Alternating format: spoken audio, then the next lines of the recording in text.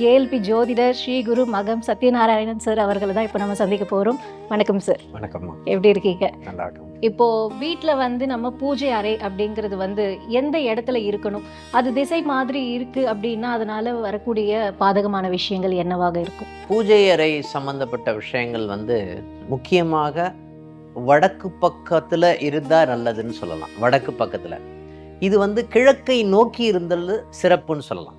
ஆனால் நிறைய பேர் வடகிழக்குன்னு சொல்லிட்டு வடகிழக்குலேயே எடுத்துமே பூஜை அறையில் வச்சுருவாங்க. அது அந்தளவுக்கு ஃபேவரபுளாக இருக்குமானா ஃபேவரபுளாக இருக்காது. அதை என்ன பண்ணும் அப்படின்னு பார்த்தீங்கன்னா, அந்த வடகிழக்கில் இருக்கக்கூடிய எக்ஸாக்டாக வடகிழக்குலேயே பூஜை அறையை வச்சுருவாங்க. அது நிறைய தடையை ஏற்படுத்தக்கூடிய நிகழ்வை கொடுக்கும். நிறைய விஷயங்களில் தடையை ஏற்படும்.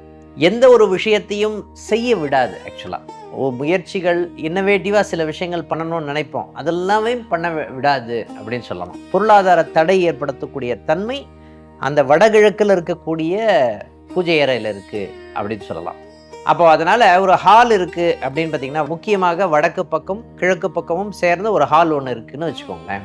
வடகிழக்கை நோக்கி பூஜை அறை இருப்பது சிறப்புன்னு சொல்லலாம். இப்போ ஒரு ஹால் இருக்குது, இது வடக்கு பக்கமாக இருக்கிறது, கிழக்கை நோக்கி பூஜை அறை வச்சிடலாம். அந்த ஹாலில் வச்சிடலாமா? ஹாலில் வச்சிடலாம்.